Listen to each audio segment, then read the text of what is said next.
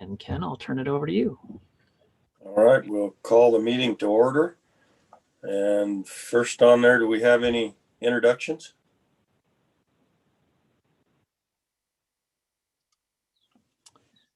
Okay. Well, yeah, for folks, and I guess I'll also say, so we have some folks joining us on Zoom. There's also a YouTube live stream, so we might have audience beyond who we see here on our screen. Once again, we are recording this meeting, and how about we do a quick round of introductions for anybody that might not know the committee and our guests. And I guess I think it's probably quickest if I read through the folks on my list here, if that's okay, and keep folks moving. So Ken, why don't you start us out, please? Well, I'm Ken Maston, Chair. And Marshall?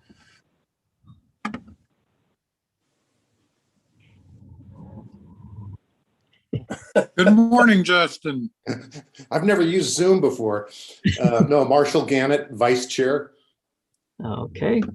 And then I'll just go as I see folks on my screen. Mark. Good morning, Mark.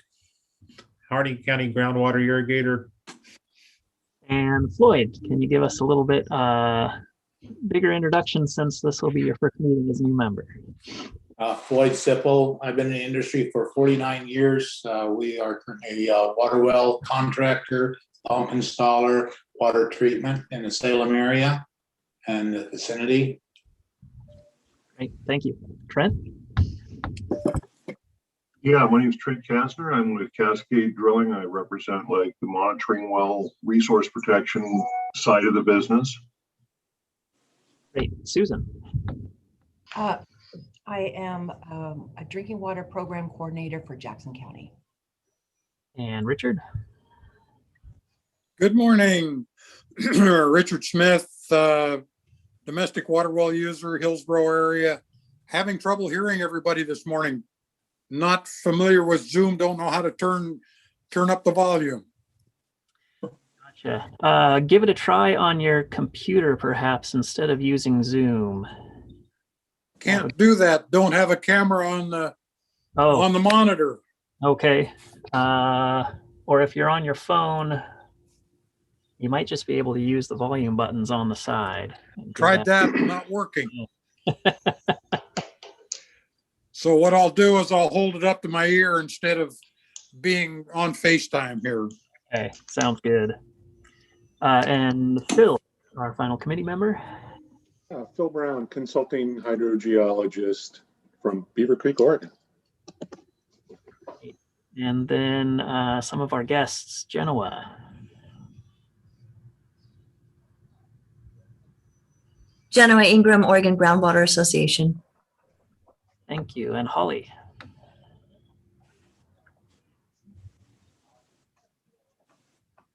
Were you calling me Holly Cannon? Yes. Yes, this is Holly Cannon. I'm a water rights consultant in Klamath County. Great. And then I think that leaves us with department staff. Ben? Good morning. My name is Ben Scandella. I'm the groundwater data chief here in the Water Reduced Groundwater section. And Chris? Morning, Chris Bird, manager of the well construction compliance section. Deirdre? Executive support specialist in the director's office. And Carlos?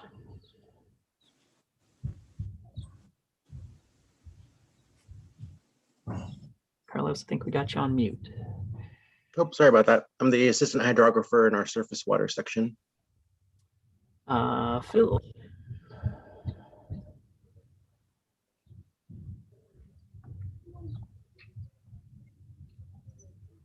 Phil, we got you on mute.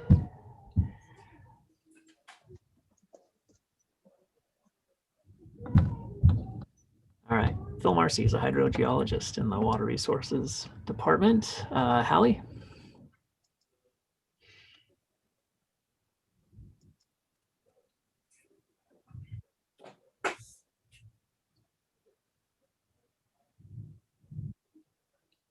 Hallie, I think we got you on mute.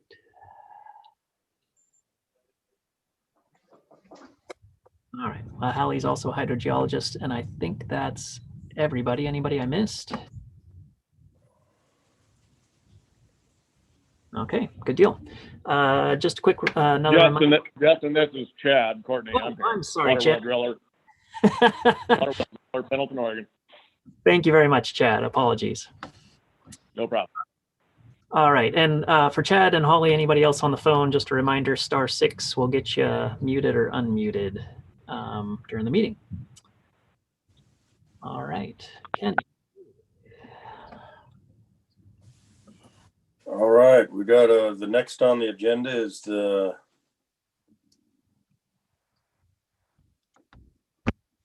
approval. That's approval of the minutes, right? That's correct. Yeah. So everybody get a chance to look at them. Yes.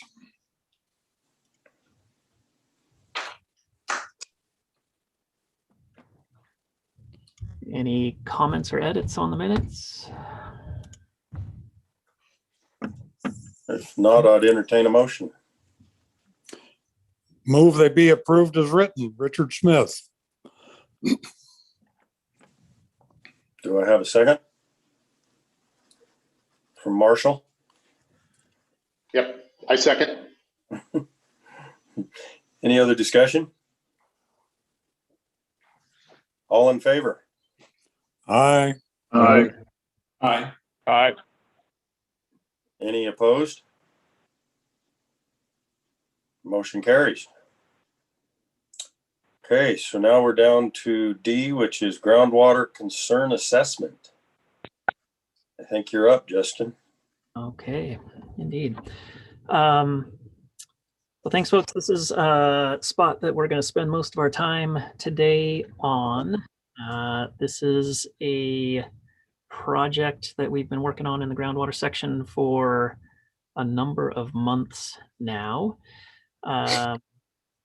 And I want to start out just acknowledging that this assessment is a data-driven assessment of data that we have available in our various databases, and that this assessment would not have been possible without a large group of folks collecting that data out in the field, getting it into our databases, both folks in the technical services division as well as the field services division. And also we assessed a number of items from water right application processes. So all the folks in the water right services division and our IS group in services all contributed information that went into making this possible. So it's a real team effort to get this put together. We're gonna try and keep our presentation to about half an hour or less, leave plenty of time for folks to ask questions. Feel free to raise your hand during the presentation and or we've got a couple of points kind of built in to pause and get folks' input or thoughts. I'm going to give a quick background into kind of how and why, or I shouldn't say how, the why we set this up. And then I'm going to turn it over to Ben to talk about the how. Ben is primarily responsible for the products you'll see. Really appreciate his hard work on this and making this become a reality. So sorry, Ben, should have asked for the second slide there. That's got a quick outline. Also, I try never to miss an opportunity to show some picture of groundwater flowing towards surface water, which basically is in my picture set a bunch of springs where you can actually see it. That's certainly not the only place that groundwater is connected to surface water. Just always want to make that point whenever I've got people's attention. So groundwater and surface water, it's all connected. Next slide, please. Okay, I also want to acknowledge that this work is all part of the plan and the strategy. So we've talked a number of times about the Iwrs recommended sections 1A and 1B, which essentially say collect as much data as you can, understand the system as well as you can. So again, from the intro slide, we've been doing a lot of data collection as much as we're able to. And this project, this effort really is aligning or coming out of our strategic plan, which is assess that data.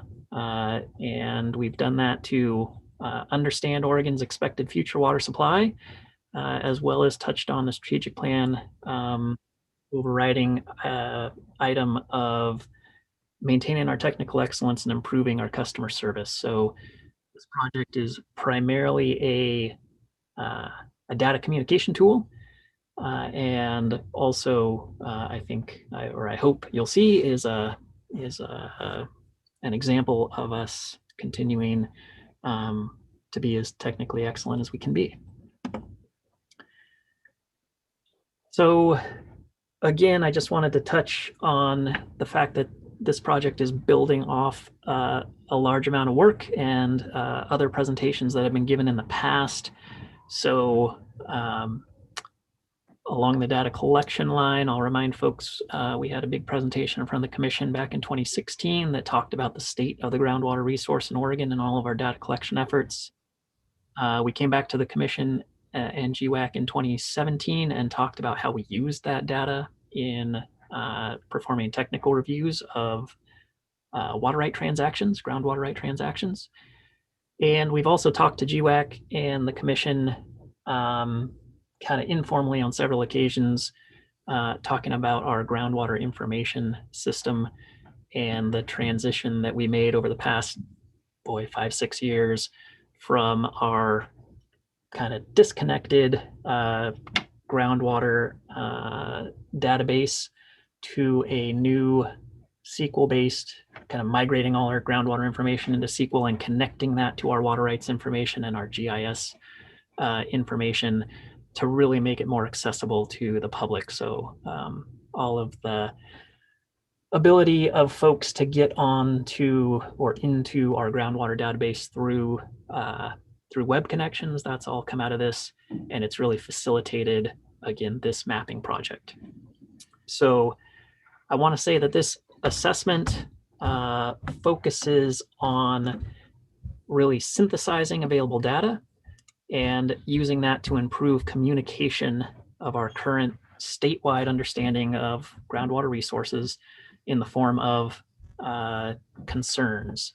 So I want to emphasize that this is our concerns map, and be very specific that this is not a water availability tool. So this is not a tool that is somehow analogous to our surface water availability system, where the color of the township means that a new groundwater right or a groundwater transfer will or will not be approved.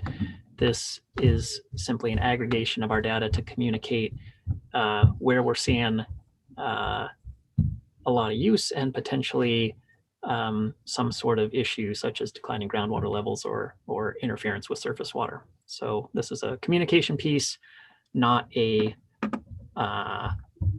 water right transaction assessment piece. Okay. So with that, we'll give you a preview of what the statewide concerns map looks like. And at that point, I'll see if anybody has any questions on kind of the background and why we're doing this. And then we'll move on and Ben will take you through all the various data components that go into creating this map.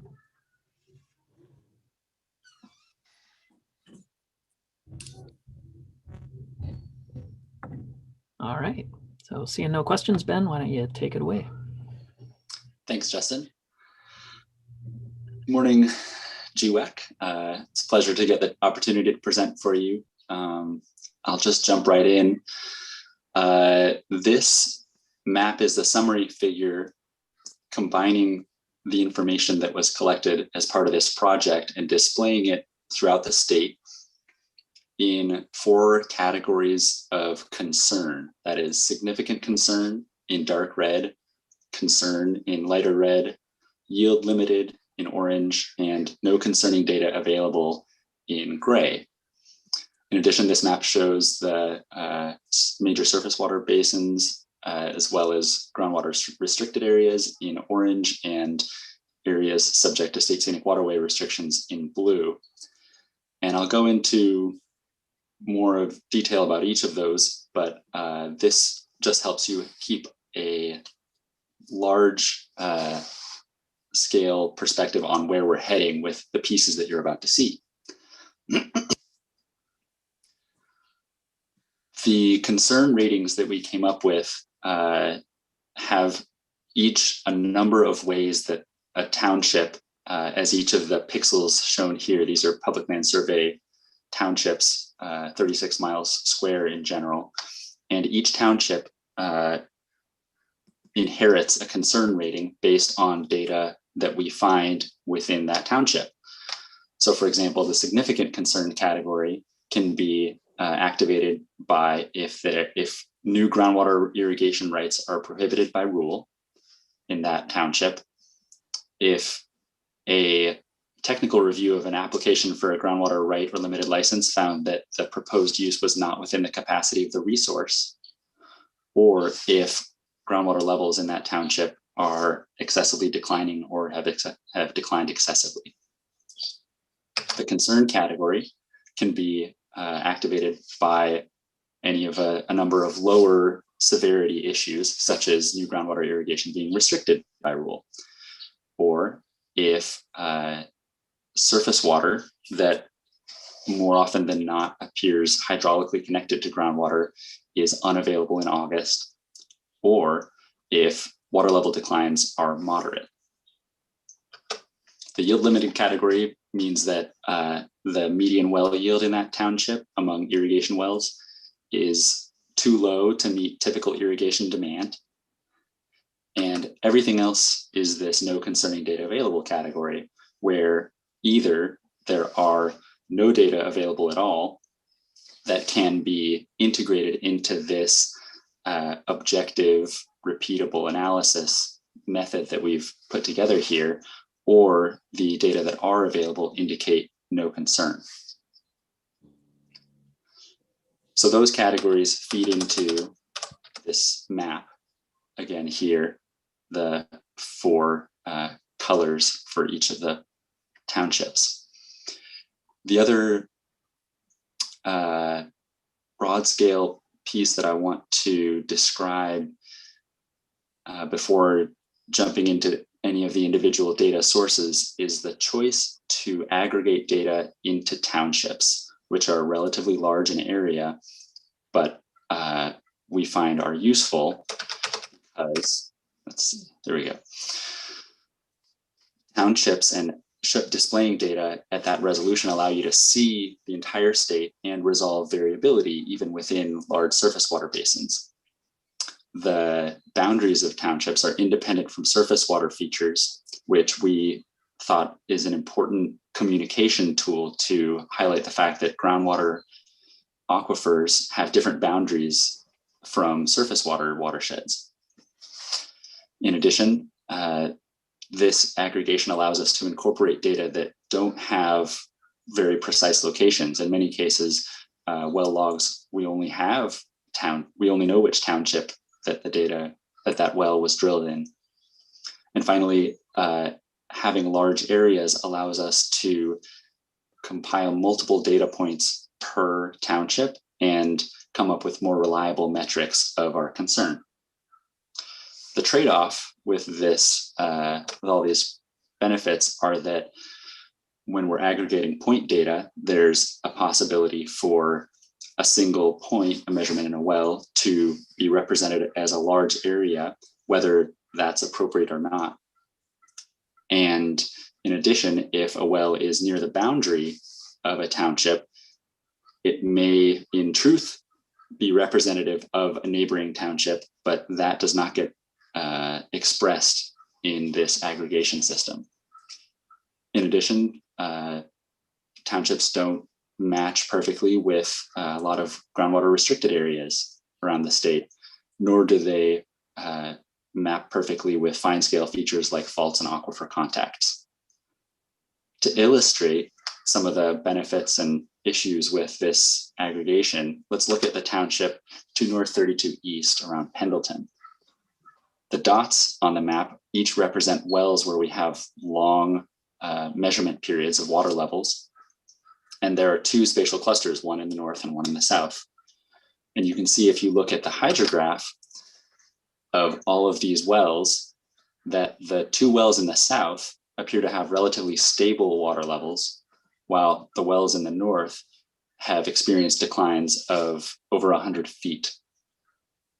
So there are apparently two distinct trends occurring within this township, and individual measurements in wells in the north could be considered representative of aquifer status and our concern even many miles away from that individual well. However, they're not necessarily representative of every well in the township. So there's some, you could say, extrapolation of concern in this township where the concern derived by the excessive declines in the north covers up the fact that there are wells in the south that don't show the same level of decline. At the same time, if you look at the two figures side by side, the map and the hydrograph, you can see that the township just to the west, to the left of this township, is colored gray, meaning that there are no concerning data available. That's despite the fact that there's a well right on the border that is part of this cluster of wells with significant declines, suggesting that there's at least some truncation of our expression of concern in space. So with that example to show some of the benefits and limitations of this, let's look at the individual data sources that went into the Groundwater Concerns Map. Those are groundwater declines, decline permit conditions that have been exceeded, findings on groundwater review of use beyond the capacity of the resource, low yielding wells, groundwater restricted areas, state scenic waterways, and generally hydraulically connected surface water that's not available in August. And we'll go through each of these independently. First, excessive groundwater declines and are defined two ways in the rules, either based on a total decline of 50 feet or more from the highest measured water level to the most current, or if the trend in at least the last 10 years is at least 3 feet per year or more. And for this, this map and all of the evaluations of the water levels, each well has its spring high water level determined as the highest water level measured between January and April that was determined to be static or nearly so. So you can see, looking at this map of excessive declines, that there are a number of clusters in the Umatilla Basin in the north, as well as the Willamette and Harney, where there are a number of wells that have experienced these excessive declines, where darker colors indicate more wells per township. In addition to evaluating these excessive declines, which are defined in the rules, we also evaluated moderate groundwater declines, which are not. So for the sake of having a useful tool, we define them as halfway to excessive. That is a total decline of 25 feet between the highest measured water level and the most recently measured one. Again, considering spring high water levels. And the distribution is similar as the excessive declined water levels. And you'll see, and we'll come back to more of how these combine later. The final component of this data set that was used to evaluate concerns were how declines interact with water rights. That is, nearly all groundwater permits issued now, and many through history, had conditions associated with them saying that the user needed to reduce or cease their pumping if the total water level decline from some reference level exceeded an allowable amount, typically 25 feet from the first measured water level after the start of pumping. So this is a more sensitive indicator of declines than excessive declines, but for the sake of this map and report, we considered exceeded permit conditions to be an indicator of significant concern rather than simply concern, because those permit conditions are issued on the presumption that they should protect existing users and the resource. So we need to do our best as a department to reflect that assumption within our capacity. And again, you see a relatively similar trend in these permit condition exceeded wells around the state as with the other metrics of water level declines. I'll mention that there are a couple of other types of permit conditions reflected here in addition to declines relative to reference level, and those are more related to the recent rate of decline. I can talk about those if anyone's interested. The final piece of information, the piece to keep in mind with this is that this is an expanding data set. The declines relative to reference level require us to have a reference level in the database against which to judge current water levels. And presently, there are only about 15% of those reference levels that have been entered in the database. We're working to streamline that process to get them in faster, which will make this ability to evaluate exceeded permit conditions more useful in future iterations of this groundwater concerns map, because the Python code that was written to generate the map and these concern ratings automatically queries our database to incorporate any newly available data.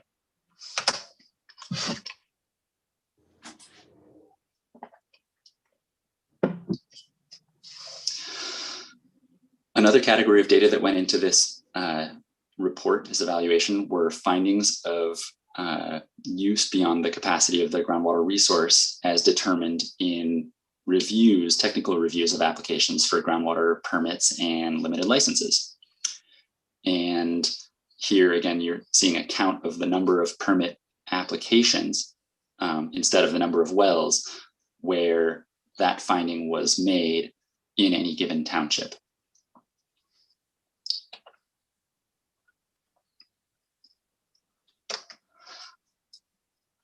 Perhaps the most challenging part of developing a map of statewide groundwater resources concerns is expressing concern of availability and potential for depletion of hydraulically connected surface water sources. That's in particular because it's difficult to determine in a large scale evaluation which wells are hydraulically connected to surface water and what are the timing of those impacts.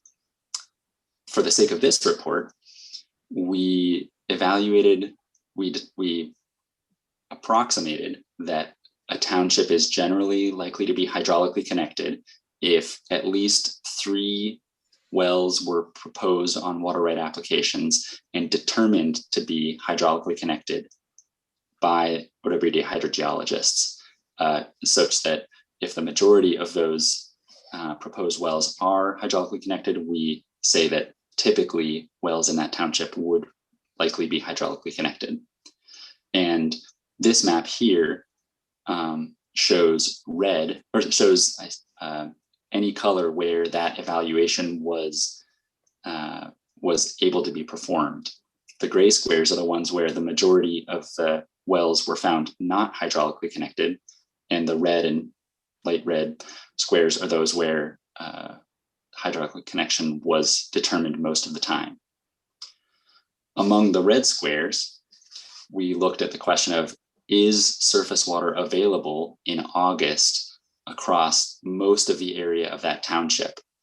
there's an imperfect relationship between township borders and water availability basins.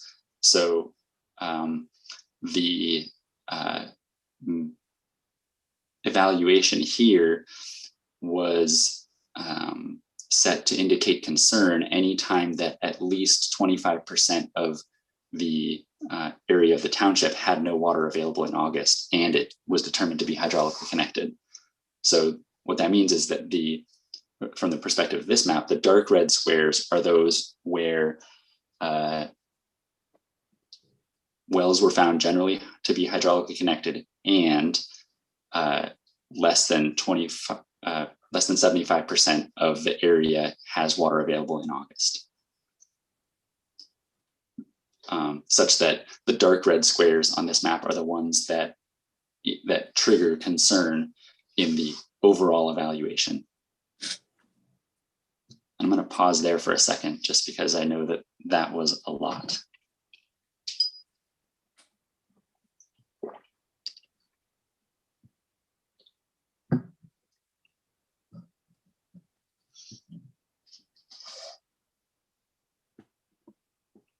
One thing to note about this evaluation is that it was only able to be performed over a relatively small portion of the state. Roughly 6%, I believe, are these townships that are colored on this map, such that we are not able to fully characterize the potential for impact to surface water with this overall evaluation, despite the fact that more often than not, groundwater is hydraulically connected to surface water.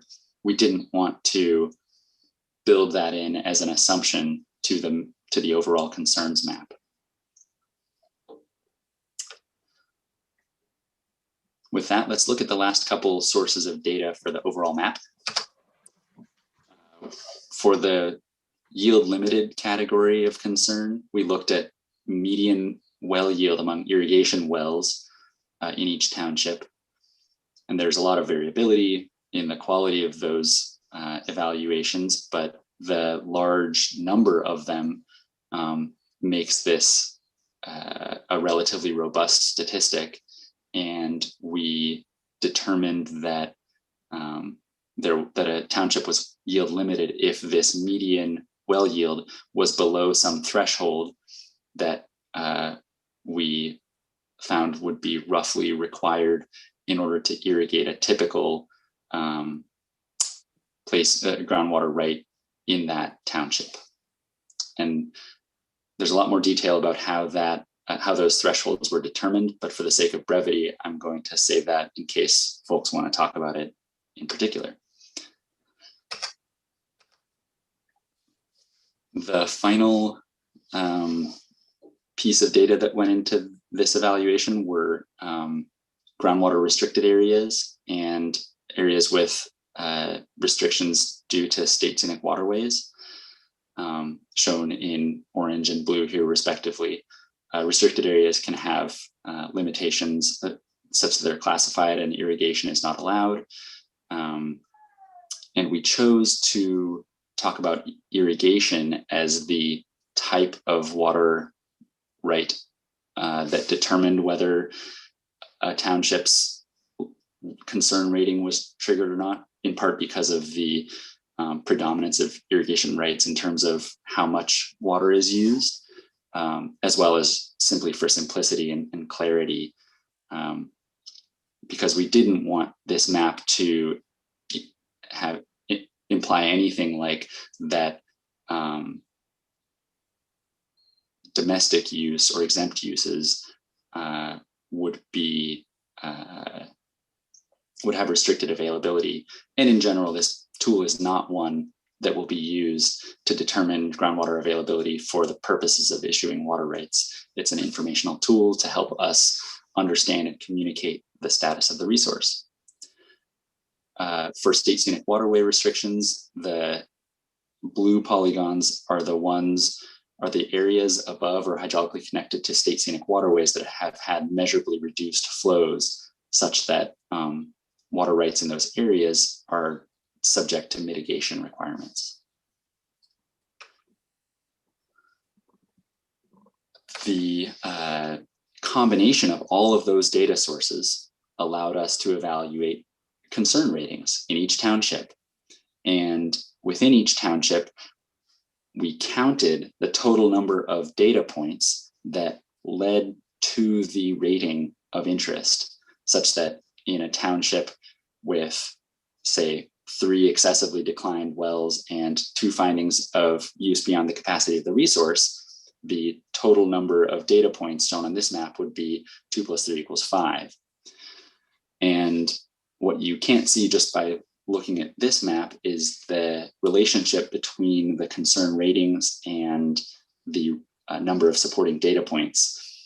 I think the really key takeaway from that perspective is that the findings of significant concern are the findings that are most robust. That is, they have a median of 3 and mean of 6.6 data points per township supporting the concern rating. And only 13% of those significant concern townships were determined based on only 1 data point. Maybe an illustrative example is to consider the areas inside of the Klamath and Rogue and Illinois basins, where there are a lot of townships where their concern rating was determined based on only 1 data point. You can see that in the orange, and that's because those are in areas above or hydraulically connected to state scenic waterways that have had measurably reduced flows.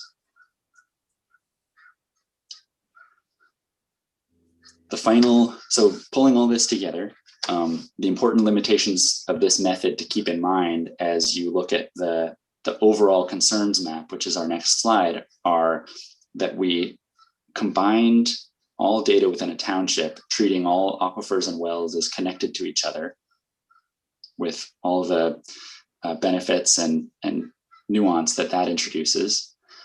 There were a number of sources of concern that really are not amenable to being reflected in a map like this, a statewide analysis. Things like the potential for a new groundwater right to interfere with an existing groundwater user, because that interference is so dependent on the distance between their wells and the details of the hydrogeology that they're accessing. That's not something that we could incorporate in this map, and is a source of concern that is not shown here.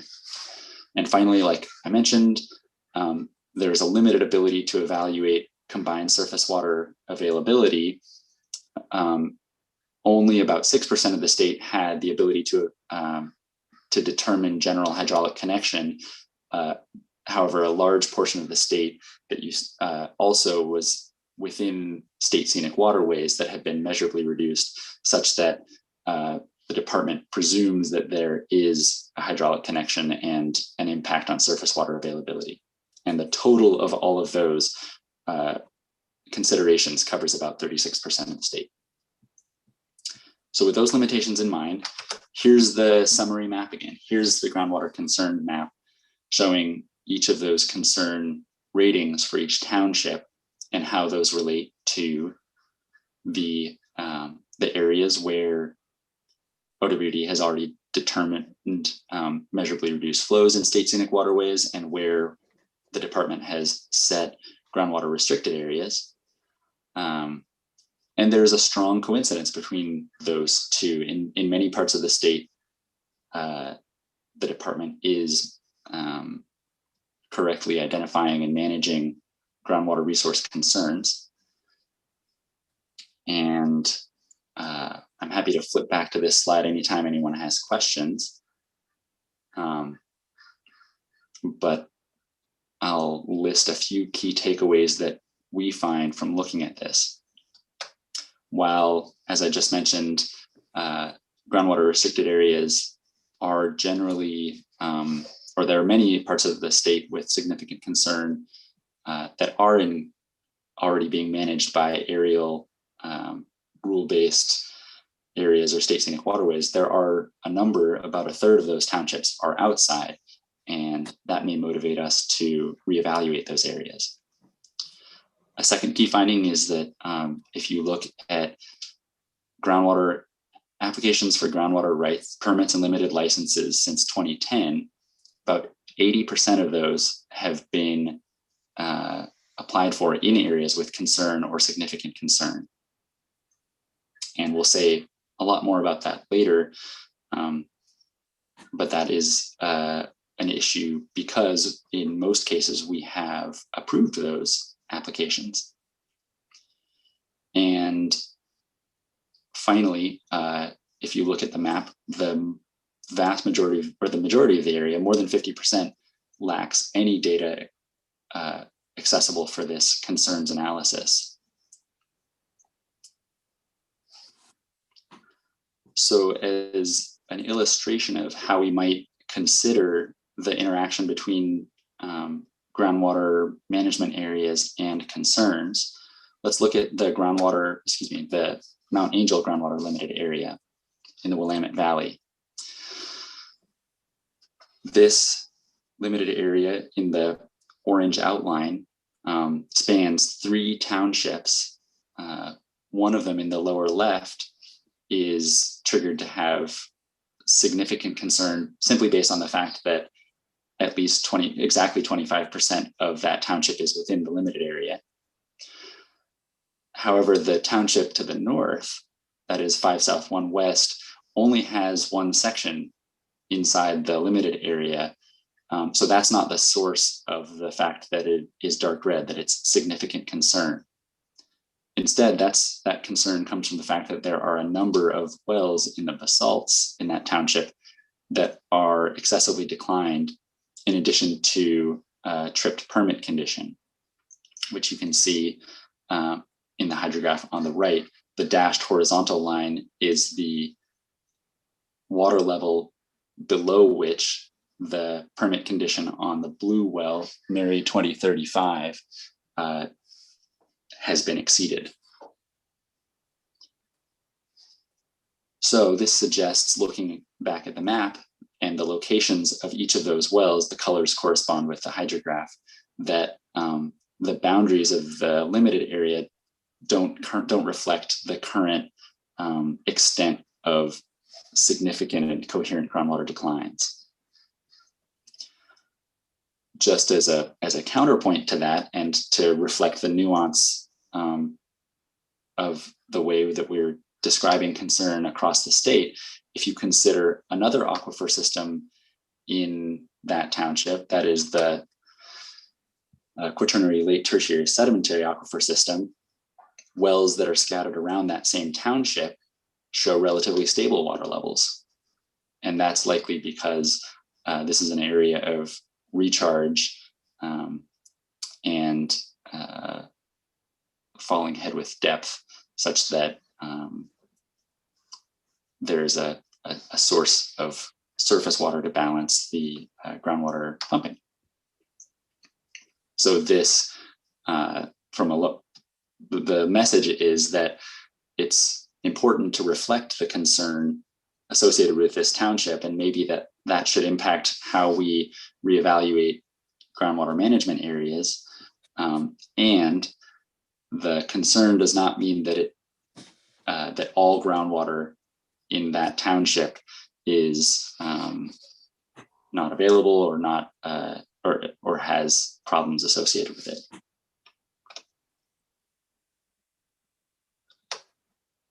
With that, I'll turn it over to Justin to describe one of our other key takeaways and how we think about it.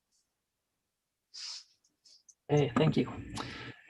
So another one of our key takeaways that was in that earlier bullet list is that we're seeing a number of applications, 80%-ish, occurring in areas of concern or significant concern. Kind of 2 points on this. Again, this is a data-driven analysis. This is all based on information in our databases, and we collect more data in places where there is more development pressure. So both through permit reporting conditions. So newer permits require reporting of water levels. So that gives us information to assess.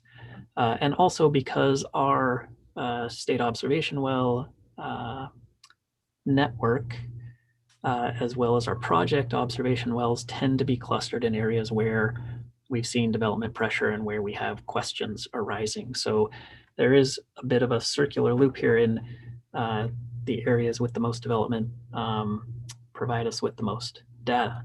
But that being said, that's still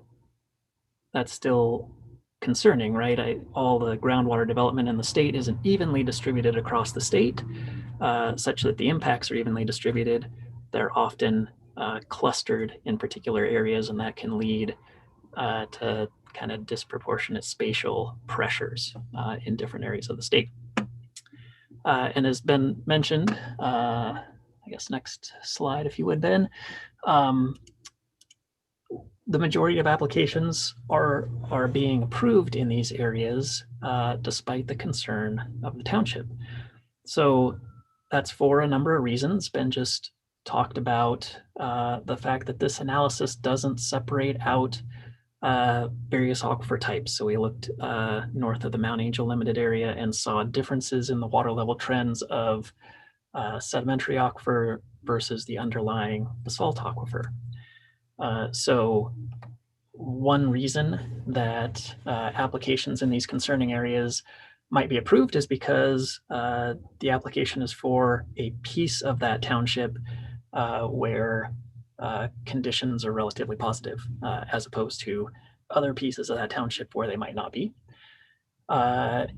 Second is just a data availability piece. So Ben did a great job of going back to our technical reviews and trying to pull out data regarding capacity of the resource, but we haven't historically been inputting that data to our data sets over time. So there's a limited time scale on that.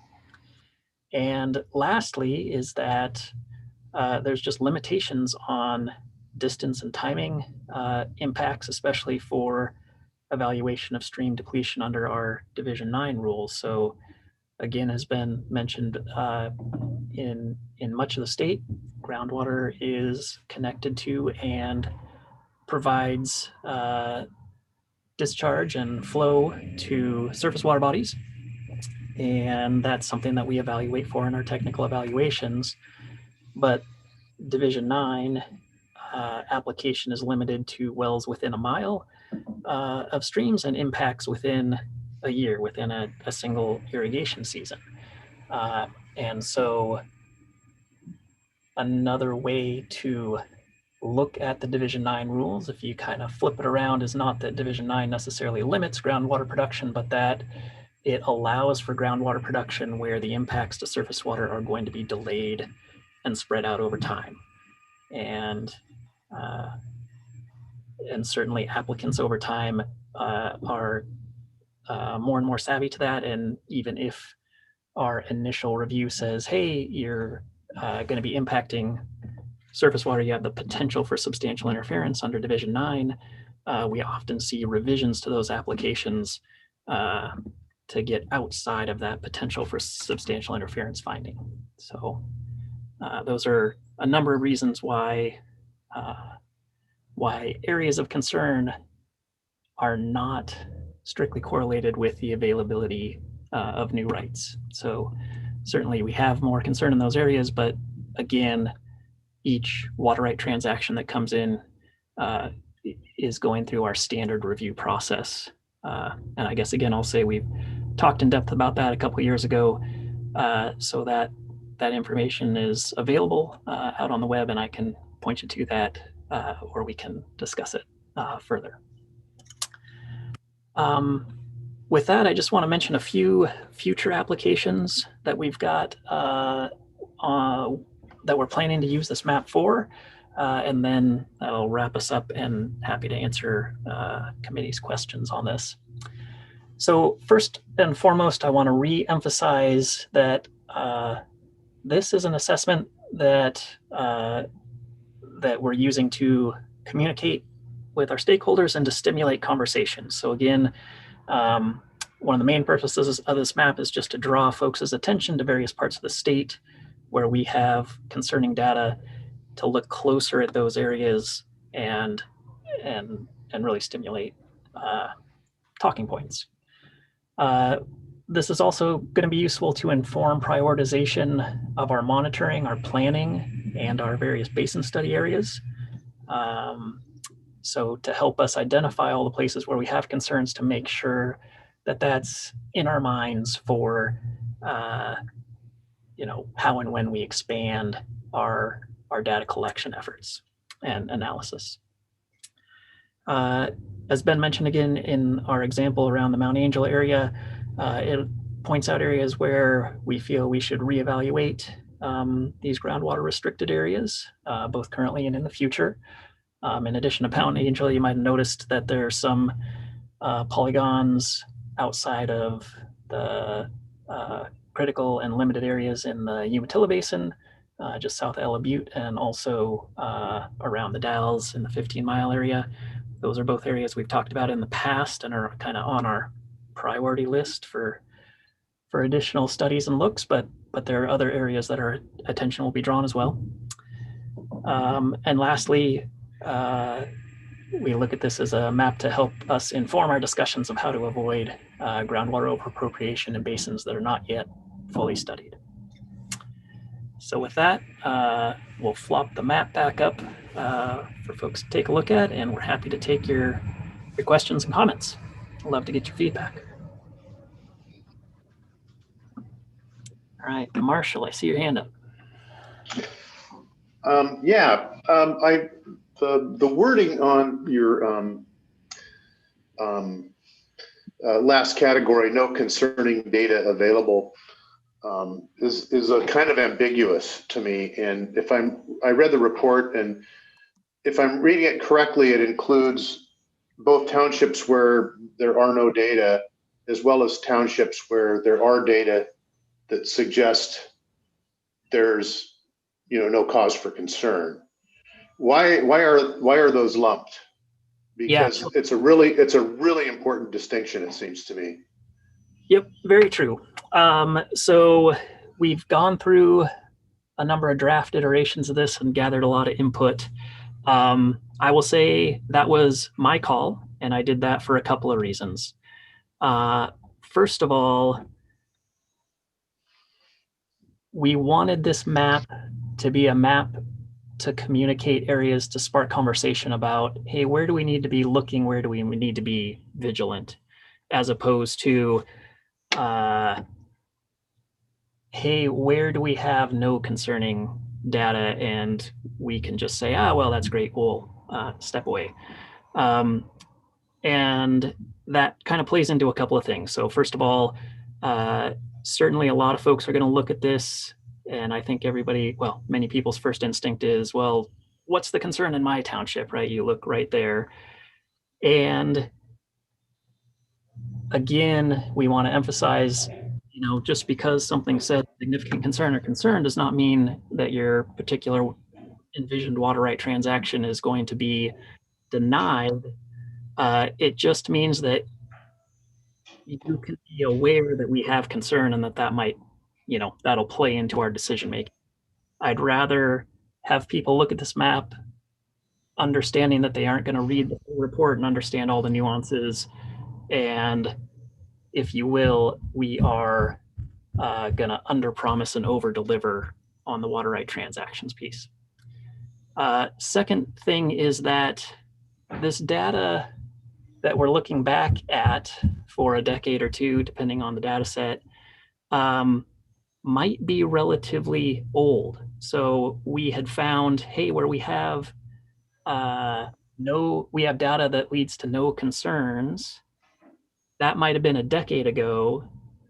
And in the interim, we have learned things, or we can extrapolate things, and our basin hydrogeologists, the folks that are really intimate with each of these particular areas, might have a human concern based on their experience in townships that would otherwise, just based on the data, be marked as, hey, we have data that shows no concern. So, we aren't taking that kind of individual gut feeling, if you will, of all of the particular basin hydrogeologists into account in this. This is only looking at a set of available data that we can analyze automatically. So if you'd like, we actually have that map tucked away. Ben will pull that up for you. We'll show where those areas are. But again, for the purposes of this map, we chose, or I chose, not to show those yellow squares. That answer your question, Marshall? Yeah, it kind of does. I just, yeah, it does. It answers my question.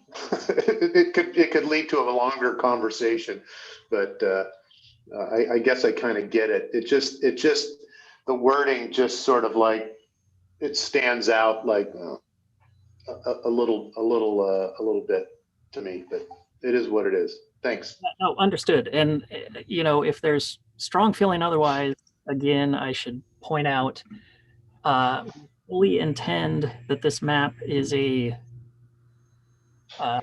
living document isn't quite the right word.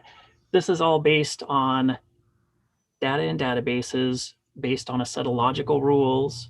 And we've put a lot of work into defining how to aggregate this, but now that it's defined, it's relatively easy push of a button to regenerate this over time. So as we get more information, as there's more data added to the database, both current and historic, this is going to change over time. And certainly there's the ability for us to tweak our categories too if other folks are bringing up, hey, there's real good reasons to show this, that, or the other. Oh, a follow-up question to Marshall's then. So in recognition that on some of the yellow squares, the information may skew positive based on age, data quality. Mm-hmm. Is there any analog on the negative side, like in areas that are areas of significant concern? You tend to have more information there, as you stated during the presentation. So we don't see a counterbalancing skew negative in the data set? I guess I don't know how to quantify that. It certainly skews both directions. So again, I'll emphasize, just because it's of concern or significant concern for the 36 square mile township, that doesn't mean that we've got concerns across the full township. So again, kind of the choice of a statewide, or not the choice, the desire for a statewide summary made us think that the township was a good representative elementary volume, if you will, to show that we're always going to zoom in and take a closer look at why is that there, and is it many points of data or is it one point of data? And so again, as Ben pointed out, in the Pendleton area, for example, there was a township that says no concerning data available, or even no concerning data. If I'm staring at the map and squinting correctly, it almost looks like that could be a no concerning data. And then right over the township line, we've got a basalt well that very clearly has declined more than 100 feet over the period of record. So which way would we rather go? Would we rather leave that gray, or would we rather have somebody take a look at that and say, oh, great, no concerning data. I'm going to expect to develop that area more, or that's where I want to focus development to spread it out. Yeah, from a management perspective, I get that, definitely. I also just, scientific curiosity, like to poke around the margins of that, where you have, like up in Umatilla or down in Central Oregon, and that basin west of Harney, where you have like blocks of areas with no concern adjacent to areas with concern. I mean, you want to poke around on what the differences are. Are they cultural? Are they geologic? Is it topography, where you can put irrigation wells and where you can't, things like that. Those areas are interesting. Yep, absolutely. Absolutely. And that area that you just picked out was indeed one of those that we looked real close at, and that was a big point in in this decision to combine that no concerning data with no data available, because at least in one of those cases, it was the timing of the data. So yeah, I don't know exactly what it was, but 10 years ago, we issued a water right and said, hey, yeah, we're going to issue this water right because we don't have any examples that water levels are falling. And later in time, once we gathered information, maybe we issued one in each of those townships and only one was developed. As we gather more information, we see, oh, hey, use in this desert area with little recharge is causing declines. We now have significant concern at this point in this township, but this other one maybe hasn't been developed or what have you. And so we don't have that yet. And we're basing this on 10-year-old data. So exactly what you point out is, yeah, real interesting where these two things juxtapose. Yeah. Mark. Thanks, Justin. You stated the goal was to prioritize monitoring groundwater studies data collection efforts. So are you prioritizing those in the areas that have significant concern? Explain to me the methodology you're using in prioritization, where no data is available is a priority or where significant concern is a priority. Yeah, that's a good point. Right now, it's more where significant concern occurs is a priority, and I'll point to a couple of places in the Hood Basin, south of the Dalles. There's a number of significant concern blocks. Those are in basalt aquifers where we've seen declines. It's also where we suspect hydraulic connection to 15 Mile Creek, which is a steelhead bearing stream. That's an area that has been identified and kind of vied with Walla Walla for our next study area. Walla Walla, because we classified it as all showing up as blocked out, but that certainly also has some wells that are significantly declined. And what pushed Walla Walla over the top, honestly, was that we had senior basalt users who were making calls, right? Hey, I'm not getting my usual and a custom amount. And so in that case, the policy component pushed us to study there before 15 Mile, but those are both listed in our 2017 IWRS, right? Those are both there already. And I think that as we go into the future, we'll look at some of these other locations and again, take a closer look at these townships and say, hey, where should we be prioritizing? Is this flagging for us areas where we're seeing water level declines that should be investigated further? Well, appreciate that explanation. It's a little concerning to me, Justin, just to be honest. I mean, eventually we got to figure out how to get proactive as a state instead of reactive. We need to make sure we have data and groundwater information before we over allocate. I know some of the department believe Western water laws to over allocate and reel back in, but that just extends the litigation process, and we got to flop that on its head somehow. We got to make sure that we have available data in areas that are no concerning data available so that we do not over allocate the resource. Always wait until something gets to a significant concern. We won't change anything. My last comment would be, I'd be curious on the 80% of those groundwater applications that have occurred since 2010, the significant concern, how many of those were approved and why? Sure. I'm going to take a quick wag at your first question, then I'll pass it to Ben. He's got his hand up for a response, and I think he's got the numbers also on what's been approved. I don't know that we've specifically looked at the and why part, but kind of the general items that I listed earlier would certainly fit in there, and we can review those. I just want to say some large parts of this area where we've got no concern or no data for concern aren't in significant risk of development. So big swath along the Cascades, and I guess Ben. Yeah, I'll bring it back up. So big swath along the West Cascades, mostly Forest Service land, right? Not going to be the site of large irrigation industrial municipal development in the near future. So I think that we can get away with a looser observation well network up there. Now, we certainly want more. We wish that, 30, 50 years ago, we had started monitoring wells on the Cascades so we could look at climate effects and see if we could pick those up, differences in recharge. So certainly a reason to gather data there, but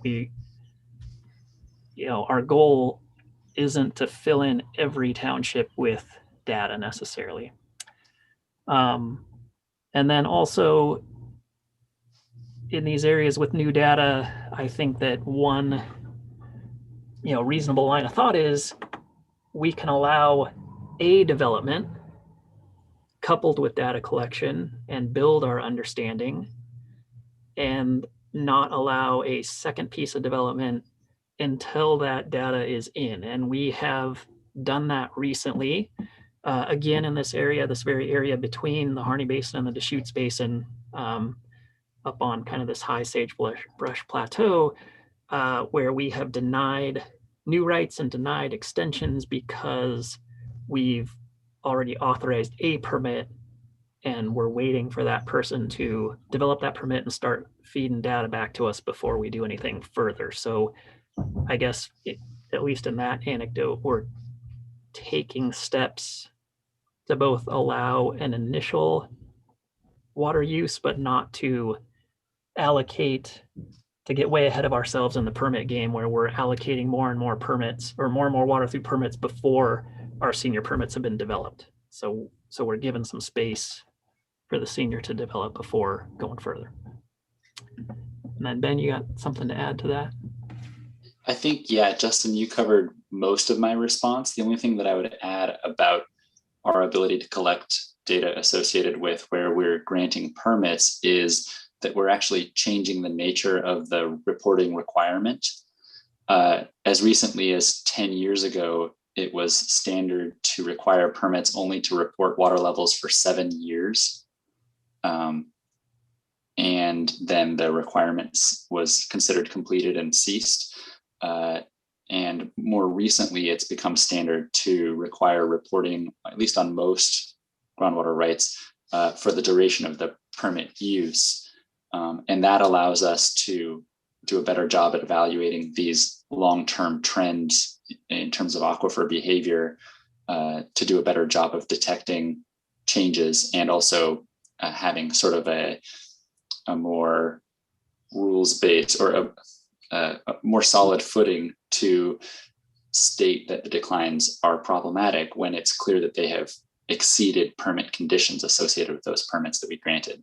So all of those data are an important component of this map and how it feeds in. And as we collect more data, they'll automatically be incorporated. And I just wanted to see, I didn't understand the totality of your question, Mark, about approval in different parts of the,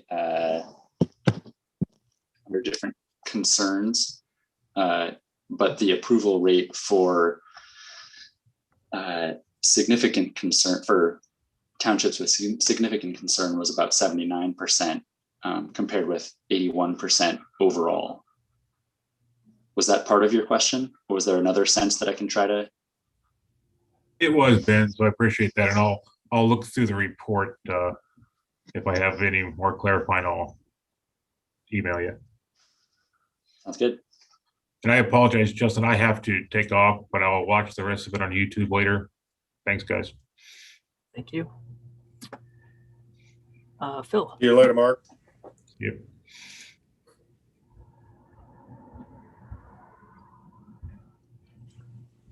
Hey, this is Phil Brown. I'd just like to point out some overarching thing. Ben, you showed a slide of the Pendleton area. You had like the southern area and northern area, and you had a hydrograph. So yeah, I think, if you squint at that hydrograph real hard, you point out in that north area, it declined 100 feet. But then if you look at the tail end of that hydrograph, I'm not saying there's no decline, but it's certainly stabilized, right? Mm-hmm. And the city of Pendleton would be the first to raise their hand and say, you know, we're taking full credit for that. And they may actually have a decent technical argument for stabilizing the water levels in that part of the basin. They implemented I don't know, I don't work for them anymore, but I think it's 4 or 5 well ASR project. I did the first 3 or 4 of them. So, you know, I think that when the department is making management decisions about that particular area, I'm sure, yeah, you look at the 100 feet of decline and say, okay, we know that the resource needs management in this area, but also somebody took an action that benefited that and changes the apparent sense of urgency over what's going on out there. And so the reason I point that out is, you know, I work both in Oregon and Washington, and I know I'm a broken record on this, but at some point, the water balances, the basin studies, filling in these areas, observation wells, it seems like there's a repetitive goal of defining the limited nature of the resources, the amount of interaction between groundwater and surface water, and the focus seems to always be adjusting the rheostat on water rights and withdrawals to try to balance things out. I really think it's important not to lose sight of the fact that there's other things that states can do. You have an analog in the state to the north where they opened the office of the Columbia River, whose mission was to funnel state dollars into solutions that put more water back in streams for the benefit of, well, cities, irrigators, industry, fish, and they spend money to do it. So I think that at some point, as these studies mature, you know, I don't think that Oregon should show up a decade from now or whenever they mature and stand there and say, well, we still have the one rheostat that we had 30 years ago, and that's the one that we're turning. I think it would be do the department good. I know this is a philosophical discussion, probably, you know, about the pay grade of what we're doing with this study today. But I really would like to see the discussion be, what else can we do to have the state actually implement solutions or support entities that do so, like Pendleton, so that we can, you know, reduce that level of immediacy in some of these areas that see those concerns. So there's my repetitive spiel about moving towards solutions rather than solely improved understanding.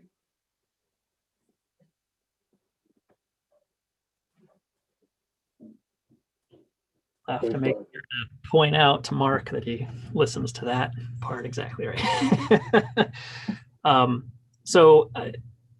Yeah, I think that's a good point. I guess I just want to emphasize that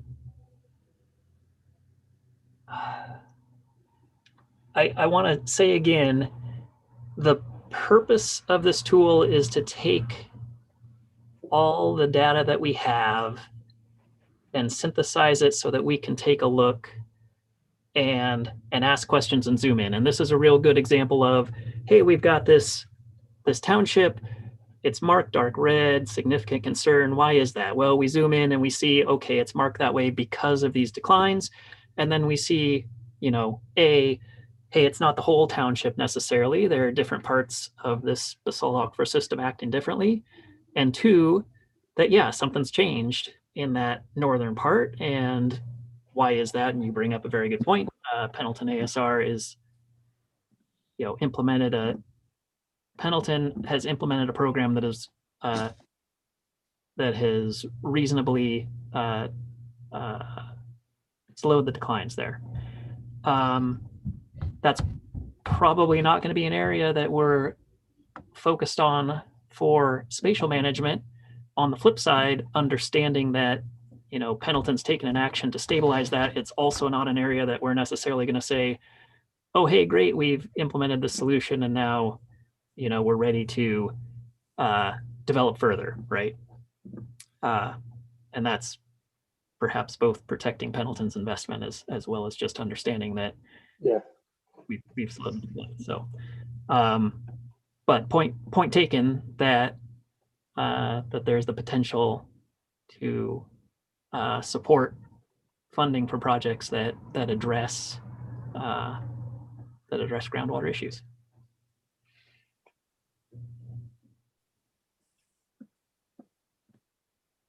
All right. Thoughts from folks?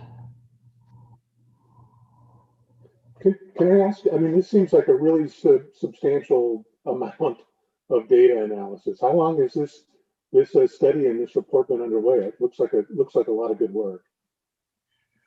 Yeah, we started in November, December, and we've been thinking about this for a while, but the catalyst was honestly our presentation to the legislature for our budget report this session. We had an older version that we call the Groundwater Vulnerability Map that was developed back in 2015. And in talking with Raquel, our policy analyst, we wanted to make it easier to read. She wanted it to be easier to read at a glance. And she had some questions. You know, it was aging out. We had a medium vulnerability, for example, around burns. Since 2015, that's changed, and we would have shaded it darker. So it started out as an update to this map, and from there, again, we took advantage of the request from the policy section to do a bit more and realize a vision we've been having for a while. So, and Ben, you have more to add to that? Really, just 8 months, something like that, or? Yeah, I wouldn't say it's solid. Ben's certainly been doing a lot of other things, but yeah, we've been kind of iterating on this back and forth for about that long. Yeah. And this project also led to a few other really great side benefits, including a statewide exercise to review the quality of our groundwater level data. So before we ran this tool, or when I ran it the first time, there were a number of water level measurements in our database that were clearly unreliable or unrealistic. And until last September, we hadn't gone through to really discover those outliers and check if they were plausible or not. So in order to do this, the whole groundwater staff put in quite a few hours, weeks in some cases, just to make sure that the water level data that we're looking at are really reliable.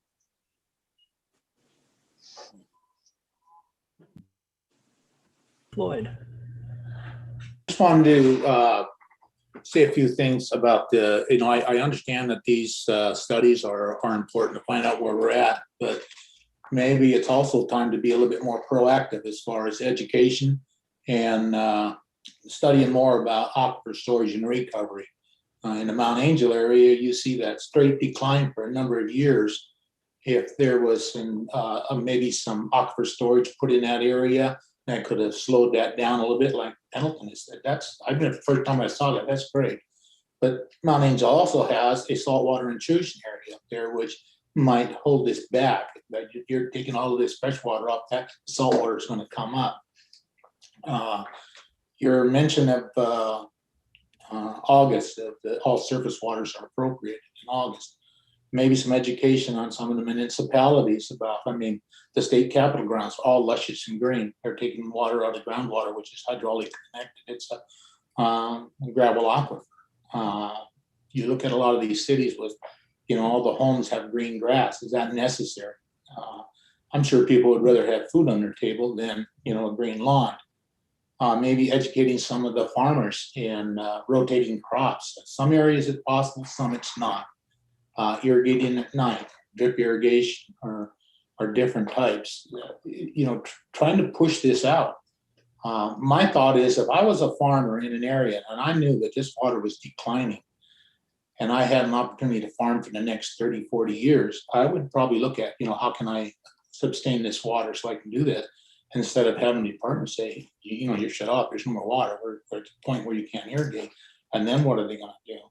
I think we need, as a department, I think you need to start pushing education and conservation. Thank you. My 2 cents worth. Let's see.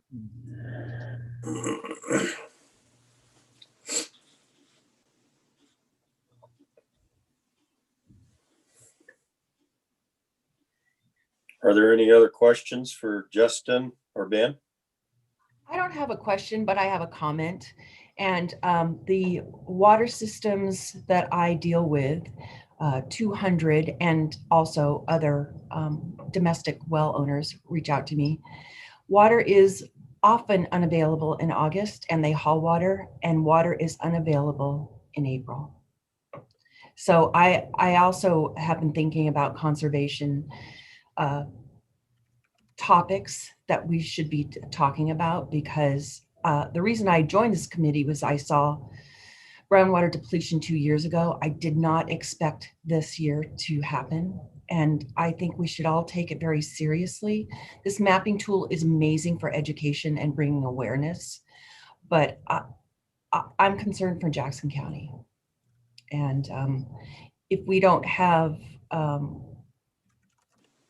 some following years that have good rainwater, there will be no hemp industry, and property owners will lose value. And I don't know what to do. That's it.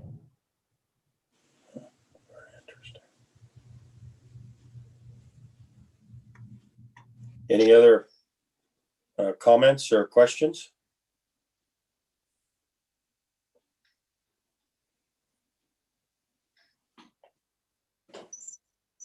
If not, we will move forward on the agenda to E, the groundwater update with Justin.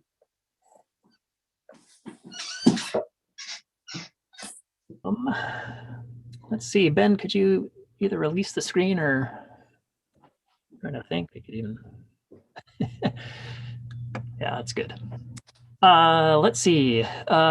I'll try and make this brief and make up a little bit of time. Just want to make a couple of announcements. A couple of things on the commission agenda here on Thursday that are just informational items that the Groundwater Advisory Committee might be interested in. First of all, a quick update on the Harney Basin study. We've had a number of open file reports from the department that are pieces of the study that will support the greater publication. Those have been put up on our website. So compilation of the basin, water use from non-irrigation, groundwater wells, those are up. We've got a few more that are coming. And the full reports from the USGS are currently in their scientific publishing network. That's where the editors go after them and get everything to look good and align and finalize the figures. So getting closer. In the Walla Walla, fieldwork season is started and getting into full swing. I've got the surface water folks back out again this week. Groundwater folks were there in February and we'll be there again in end of this month, end of June. So we're into the data collection effort. Washington side of the study, I think that they're still working to finalize their contract, but the GS has still been working to expand their observation well network. So we're got our fingers crossed that they'll be contracted and up and collecting data later this summer and fall. Another couple items from the commission meeting. The Oregon Business Council has hired a university professor and a consultant to take a look at the future of water in Oregon. It was kind of building off the governor's 100-year water vision and some other work that they'd done previously. So that report is out from OBC and they'll be presenting in front of the commission their findings. They've got a slot. And lastly, our policy section will be talking to the commission about Division 10. This is an item that's going to be upcoming for the Groundwater Advisory Committee. It is our rules to implement the critical groundwater area statutes. So back after our last critical groundwater area was declared in Butter Creek and Stage Gulch up in the Umatilla Basin. The legislature changed the rules slightly, kind of the order of how things go with a two-part process where first a critical area is designated, and then if there are any reductions of existing rights needed, that follows a separate contested case process in kind of a second part. We had some rules on the books, Division 10, that were keyed to the old version of the statute. They haven't been updated yet, and we need to get those updated before we go forward and try and implement the new statute. So that's going to be coming up in the next few meetings. We'll have a regular rules advisory committee for that.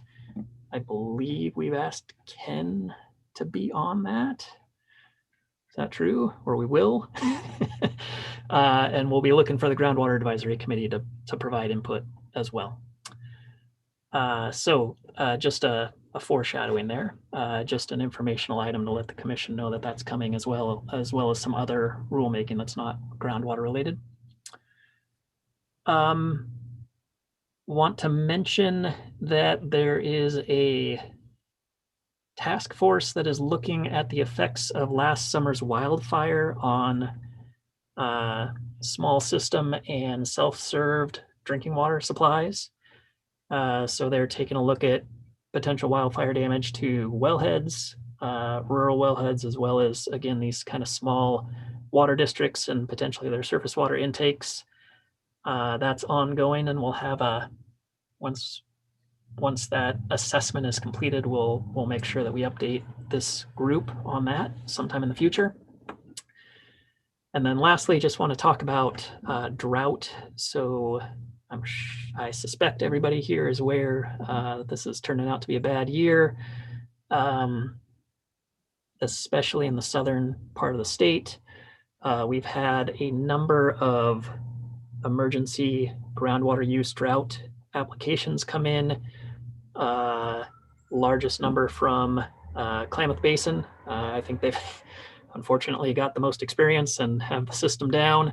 We're also seeing a number of applications from the Rogue Basin, as well as Lake County, Goose and Summer Lake, so either side of the Klamath Basin as well. So there's been already this year a lot of groundwater use in lieu of surface water, as Susan mentioned. Wasn't much water availability in April or May. And that has also led to a number of domestic well users dominantly filing interference complaints. So that large increase, relatively large increase in groundwater use has led to acute interference with folks, as well as we were starting off kind of on a low foot. We didn't get a lot of recharge this year, so even the static levels before folks turned on were lower than they have been in previous years in much of the southern part of the state that we're monitoring. So so that's led to issues. I will say that we have investigated a number of complaints. We haven't taken any action, and that's because right now the way that the laws are written, hydraulic interference, the physical phenomenon, is allowed to some degree. It's substantial or undue interference, the definition and rule that needs to be tripped for us to take regulatory action. That definition requires that wells fully penetrate an aquifer and be reasonably efficient. So in areas like the Klamath Basin, where the dominant basalt aquifers are rather deep, that means that folks need to deepen their wells. I know that Richard has had experience with this up in his area in the Goose Mountain, and I know that he's got a comment here in the next section. Might be a good segue. But anyway, that's all I've got on my updates. Happy to take questions if folks have them. So Justin, how on your comment about the interference on the wells, how many of them are from domestic well owners that have very shallow wells that they're going dry because we don't have any water in the system. Yeah, all of them that I'm aware of. So Okay, I was betting on it. Yeah, Yeah. I was betting on it, and then that's probably going to just get nothing but worse. yeah, agreed. And, Yeah. not that this is satisfying folks, but we've also found a couple of instances where the domestic wells were actually about as deep as the irrigation well, and folks could lower their pump. And, that's on the scale of things, that's a lot cheaper and easier from a contracting perspective to get that done. However, some folks, as you say, just have shallow wells that have been tapped. Yeah. Shallow part of the system. In the Klamath, I feel like a lot of those were actually deepened in the early 2000s, back when the Klamath Water and Power Authority had funds to help folks deepen their wells. A lot of those have already been deepened. Now we're seeing wells that I wouldn't construe them as very shallow. They're 150, 200 feet deep, that usually have a water level tens of feet from the surface. That they're starting to see problems now as well. So. Oh, okay. Marshall, did you have a question? Oh, yeah, I just had a question to make sure I'm understanding correctly. Did you mean to say that most of the domestic well interference complaints you've received, when you've investigated, you've found that it's just due to dry conditions and not due to interference from an irrigation well? No. Did I interpret your comment wrong?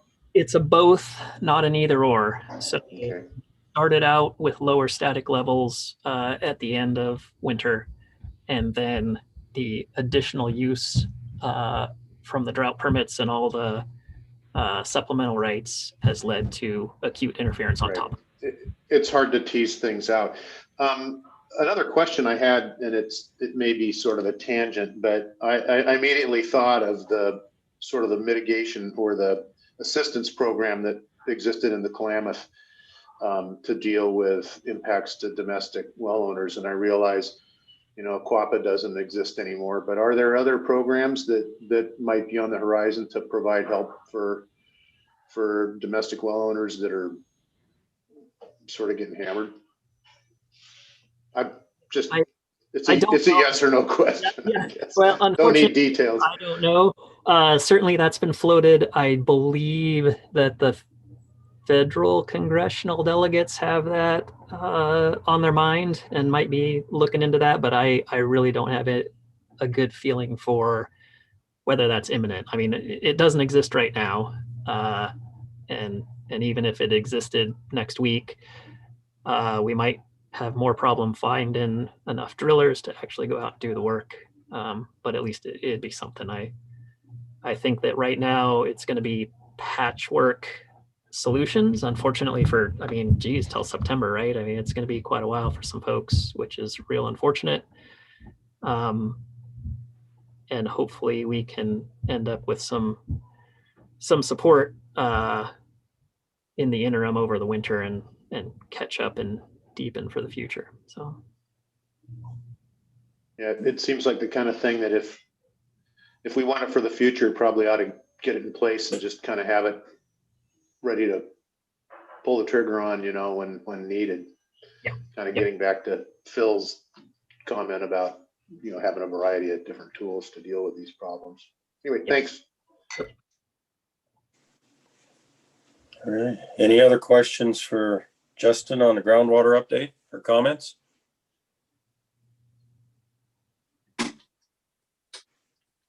If not, we'll move on to F, committee member updates. I wonder may I jump back in and interject a response from the concerns report? Yeah, this is Ben Scandella. Thanks. And I apologize, I don't remember exactly who asked it, and it may have actually been Mark who did, in which case I'll have to follow up with him separately.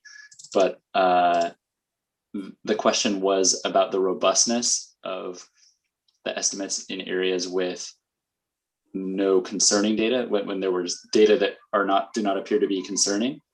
And if you rerun the analysis, to separate those from the data, the townships with no data at all that can be used for this analysis.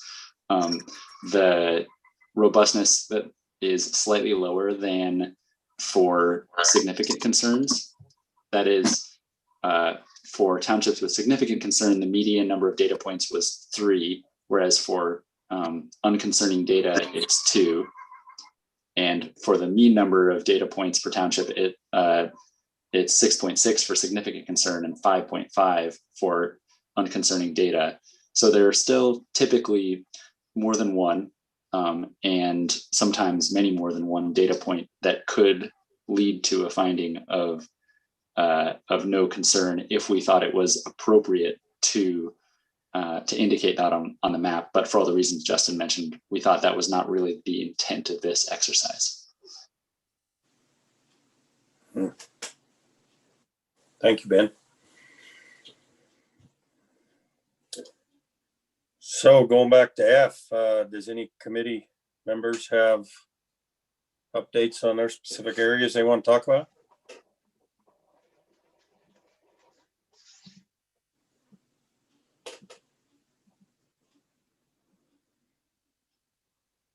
I'll talk about the Klamath Basin just a little bit, just because of it's very, very critical down here right now. I am going to put my spiel back in on the surface water issue about, and because part of one of the reasons we are where we're at is because of the minimum in-stream flows going down the Klamath River. And it's coming out of a reservoir that they do not have a water right on. And so I think that's something the Water Resource Department still needs to work on.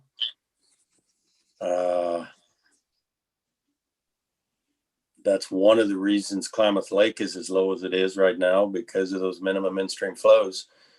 And there's no, when we have no snowpack, there doesn't seem to be any way to turn them down a little bit, which needs to start happening somehow.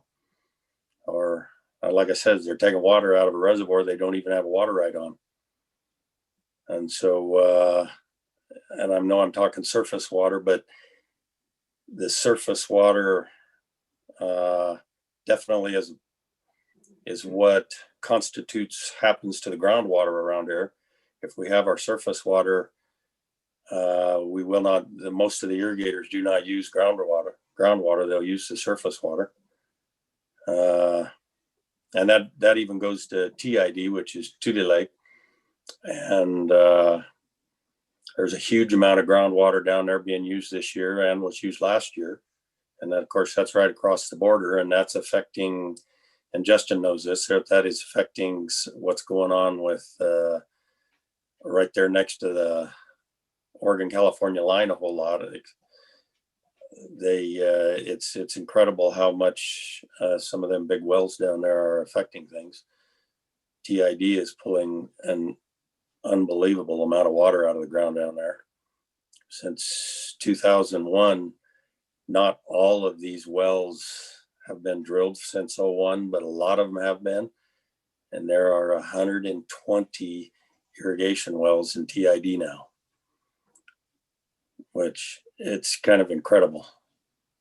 That's my next meeting. I got a TID Groundwater Advisory Committee meeting at 1 o'clock, and we got some things we're trying to get organized there, and it's incredible the amount of water they're pulling out of the ground because they don't have their surface water.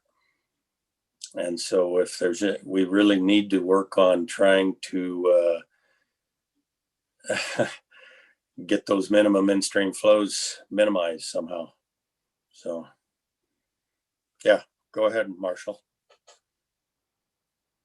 I, seem to recall from some emails in the last few months that Reclamation was revisiting those in-stream flow requirements, and the folks in Denver were doing this. Do you guys know anything about that? I don't know anything about it other than that this was going on, and I'm just wondering if you guys are have your ear to the rail on that, and whether or not it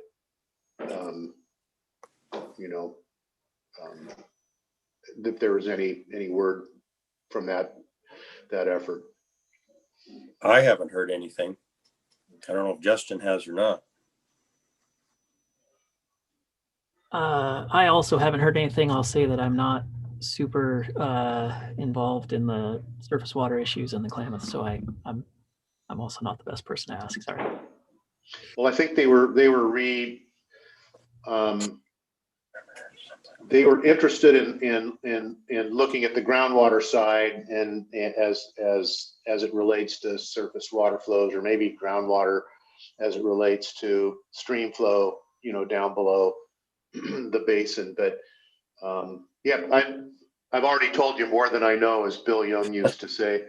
Yeah, I just knew that there's this effort going on, and it might play into sort of how they think about those in-stream flows, because I remember the hardy flows that they base a lot of that, a lot of the minimum flow requirements for fish were sort of not without their own controversy. Anyway, so thanks. I was just curious. Yeah, no, that's true. So does any other committee members have something they'd like to bring up?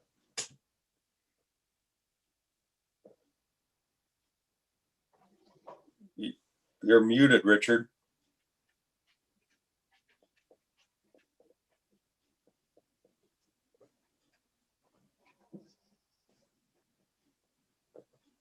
Well, yeah, you're still muted, Richard. You unmute and then you muted again.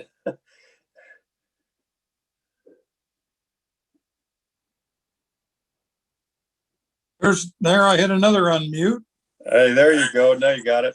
All right. Well, I'm just a bumbling old farmer. Anyway, shift gears a little bit. Justin mentioned customer service early on in the presentation. And I think the notification of in the newspaper when there's being a change of ownership or a move of the point of acquisition is so outmoded and ineffective that the neighbors never know what's going on until the well driller moves in. And I would like to see a discussion about a better way to notify the surrounding residents. Perhaps like here in Washington County, any land use, the person that is trying to do a project has to notify the neighbors within a X distance. I think that would only be fair on a new water right or an existing water right being transferred into a new location. I think that would only be fair to the neighbors to do something similar.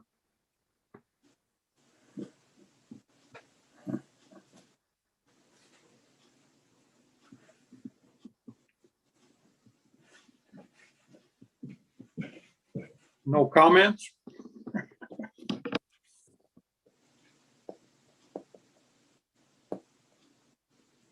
That does kind of make sense to me. I live in the city of Portland, and anytime there's anybody's going to tear down a house or do any kind of land use change, they have to notify people within so many thousand feet of that. So it seems like a sensible suggestion. Yeah, well, thank you. I appreciate that.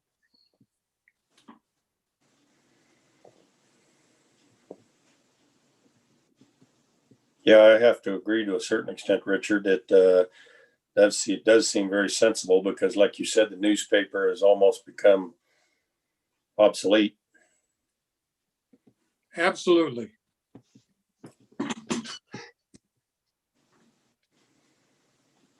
Any other committee members have any comments or things they want to bring up?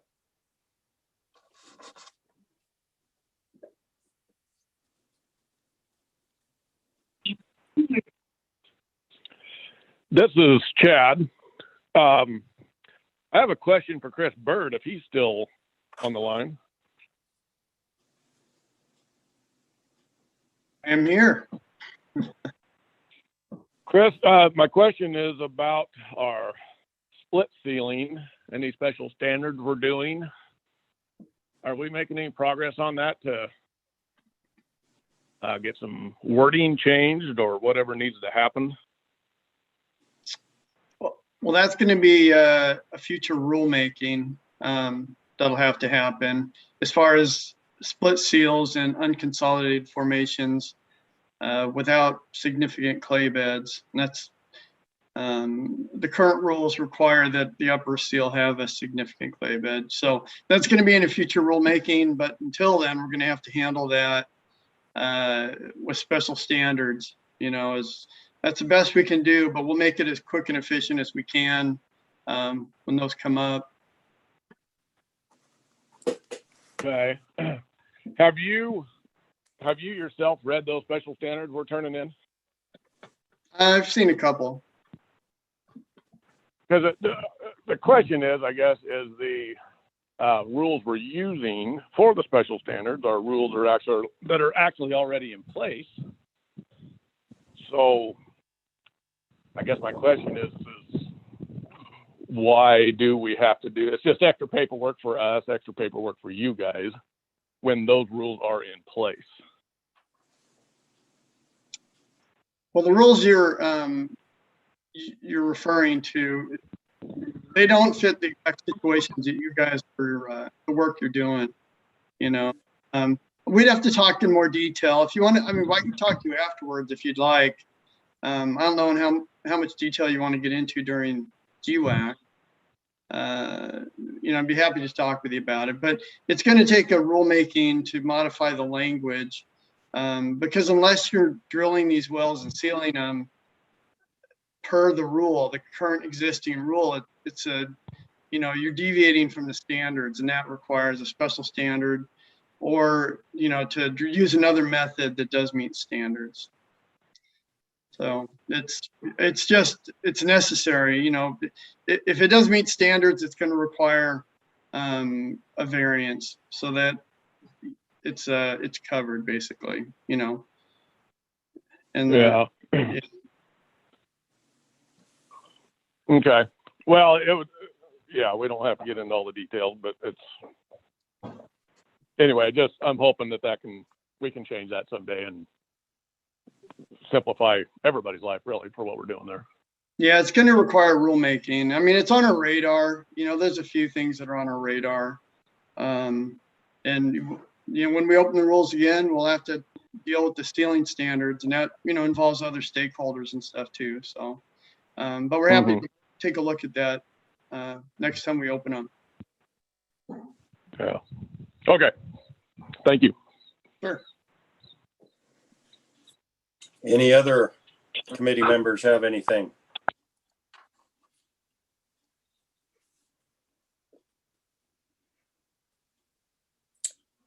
If not, we'll move to public comment. Do we have any public comment?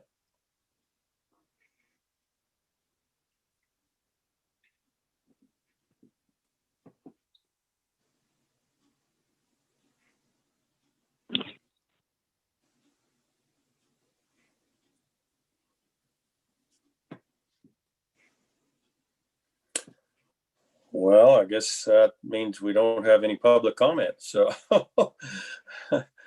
so I guess that's everything we got for the meeting then, unless somebody else has anything else.